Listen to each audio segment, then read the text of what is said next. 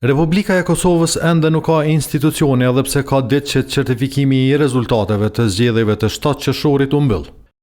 Takimet që kishin lideret e partive nuk sollën rezultate konkrete, megjithatë ministri në detyrë i punëve të jashtme Glauk Konjufsa ka dhënë sinjale se mund të ketë marrëveshje. Ai tha se PDK-ja vazhdon të mbetet në qëndrimet e vjetra, derisa shpresat i ka tek LDK-ja. Ka një gatishmëri më të lartë për bashkëpunim nga Lidhja Demokratike e Kosovës. E unë menoj që opcionet që dalin tavolinë për arritjen e një marrëveshjeve jam në përpjesëtim me vullnetin.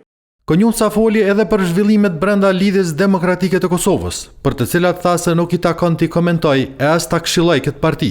Ne nuk jemi këtu as për t'i komentuar ato, as për të këshilluar gjë, sepse Lidhja Demokratike është një parti që ekziston më në Kosovë edhe besoj që ata dinë mi rregullu punët e veta.